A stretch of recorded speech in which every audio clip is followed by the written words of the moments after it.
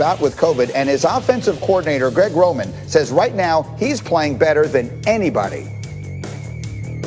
I feel like I should play like that all the time. It's nothing more, nothing less. I just got to keep doing what I'm doing, and the whole team, we just got to keep doing what we're doing. We haven't done anything yet, and like I said, we're fighting to get in the playoffs right now, so we just got to keep staying focused on the task at hand right now. Well, let's just put the numbers up on the screen and let you see just how good he's been these last 3 weeks. Those are NFL ranks that you see on the right side there. So he leads the league in total QBR. He's tied for the most total touchdowns. The Ravens have gone 3-0 during that stretch, including that thrilling Monday night game where they beat Cleveland. Again, they still do need help to get into the playoffs, but they feel like they'd be a pretty dangerous team were they to get there. Bart, you are my former Raven. What are you seeing in Lamar right now? What are you seeing in the Ravens?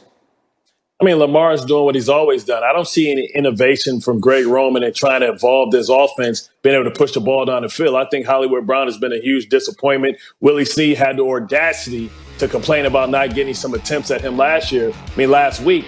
He's been able to be effective with his legs and do what Lamar Jackson does. But in the playoffs, the competition is different. You're playing against playoff caliber teams. And I understand that Cleveland's that, but that's playing little brother. You understand and know that team better than any other team because you play them so often. I'm concerned with Lamar Jackson's lack of weapons and the inability to really beat teams from within the pocket. Until he does that, until he wins a playoff game, I think that you have to make sure that you pick up his option, but you don't get them the Mahomes deal. I think you tell Lamar, hey, we're going to give you your Amari Cooper and see if you can take it to the next level, because the league is going to always continue to catch up. And I think when you go out there and you know that you don't have to put two safeties deep, you can put another safety in the box, and you see what, San Diego at that time Chargers did by putting an extra safety on the field to put more athletes that can play in space. That's going to be the recipe to stop Lamar. And if this team falls behind, can Lamar Jackson win a playoff game by throwing from within the pocket? That remains to be seen. And I think the answer is no. They have to win a certain type of way, and they have a small margin for error. Well, so much has been made of the fact that he is 0-2 in the playoffs. That is well documented. But, Mike T., I sort of have a feeling that this team, they feel like a dangerous one. Maybe they're sort of more suited to be the team that sneaks in there from behind and scares people. How do you see them in this postseason?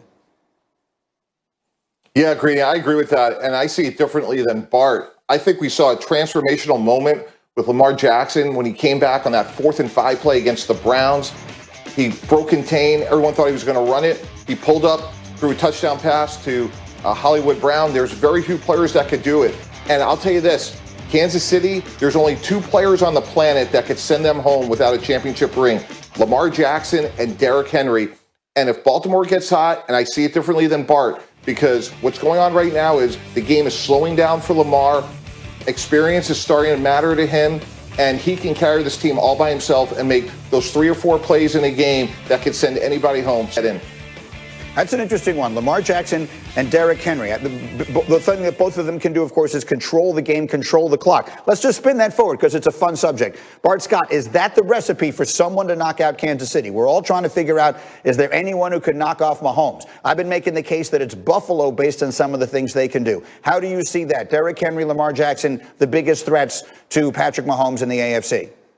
I mean, I think it's correct because they can keep the chains moving, but I think it's a lot easier for Tennessee to do that because they're handing the ball off to Derrick Henry. I think if you ask Lamar Jackson, one bad hit, one rib shot, one leg injury, and I think that derails them.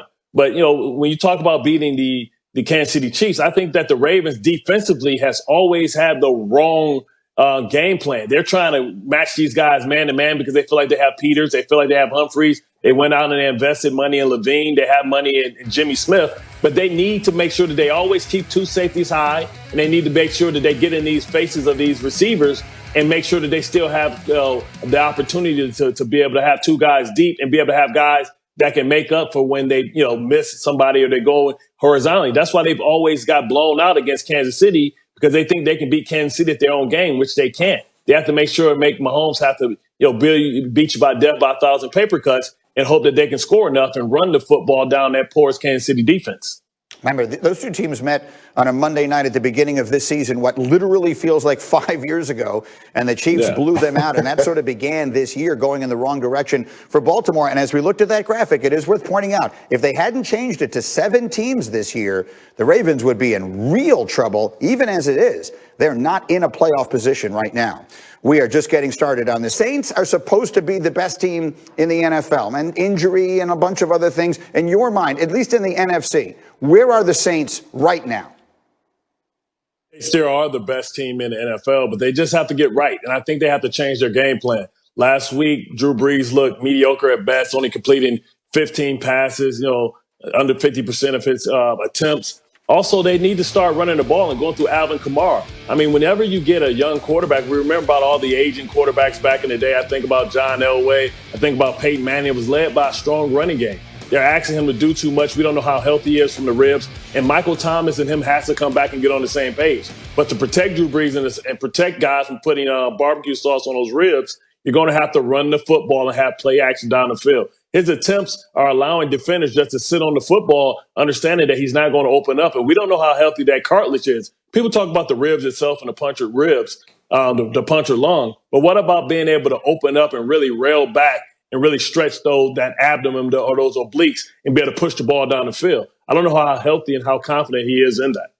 Well, we're going to wind up starting to see that, I suppose, here. Meanwhile, you mentioned Michael Thomas. A year ago, he was a legit contender for MVP. This has been something of a lost season for him, Mike Tannenbaum. What is your sense of what's going on there?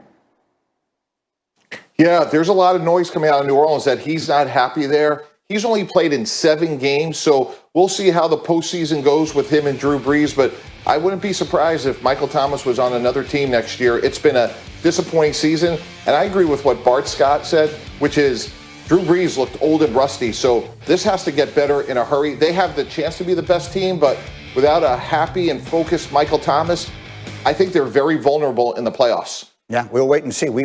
They have a couple of weeks to try and get this thing figured out, fighting for that 1 seed, but right now they are well behind Green Bay in that chase. We will see. That's a big game today, but it's not the only big story from the NFL. Let's turn our attention to another team that looked like it might have been the best just a few weeks ago. The Steelers started 11-0. You know the story. Since then, they've lost 3 straight. Their hold on the division is in serious jeopardy, but with a win against a very good Indy team this weekend, they would wrap up the division. They would make their game the last week against Cleveland completely meaningless. And here's the story on Big Ben. He is averaging the fastest time to throw this season, 2.3 seconds.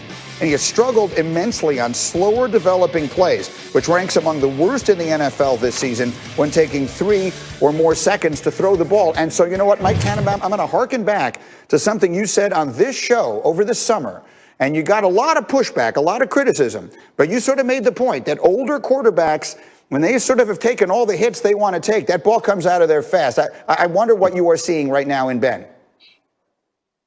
That's exactly right. And Greedy, you just mentioned it. He gets rid of the ball the fastest of any quarterback in the NFL. And Bart knows if you're a defender and you know the ball's coming out fast, it compresses the field. And what happens is that Von Bell play, that happens because you're not worried about the ball getting thrown over your head. And with Ben Roethlisberger right now, I saw it my firsthand. When you look at guys like Vinny Testaverde, Jay Cutler in Miami, and Brett Favre, you get to a point, Greeny, you don't want to get hit anymore. He looks like he's 39, and it's close to the end for Ben Roethlisberger. Yeah, but so he's trying to ride off into the sunset here in what looked like a special season. So, Bart, as you watch it, what's wrong with the Steelers, and how do they fix it in 2 weeks? They've forgotten their identity. They forgot who they've always been. And what they've always been is been a physical football team on both sides of the ball. Yeah, Ben has only been sacked 12 times because he's chucking and ducking. This has been a team that's always been built by running the football. They're 31st in the league in running the football. And when you do that, they're trying to run the football with using Juju Smith-Schuster, Ben getting the ball out of his hands. But like Mike Tannenbaum said, when you understand that as a defender, that the ball can't go over my head, now I can put the 8th man in the box, and now I can shut down the running game knowing that you're not going to push the ball down the football field. Listen, I played with the late Steve McNair, and he had an injury report that was probably about as big as a dictionary. And what happens is you just can't recover. For years, Ben Roethlisberger has been the Michael Myers of football. You knock him out, you think you killed him, he gets back up and rises back up like the Undertaker. And Mike Thomas has been Paul Dangerously telling him to get up and rise. But now he just doesn't have the ability or the willingness to take those type of hits. when you get older, you start realizing what you're playing for. You have children. You want to have quality of life afterwards. Ben has been hinting at retirement for years. And now I think he's finally going to get his wish, because I don't think that he's going to retire. I think the Steelers are going to retire him. Well, that's a very interesting question. Ben did say in some reporting that Shefty did over the weekend that he would like to come back next year. But Mike T, his cap number is over $41 million for next season. You're the general manager. How does that work? I would keep him for one more year, Greeny. I would pay him $19 million in cash, which helps comprise that cap number.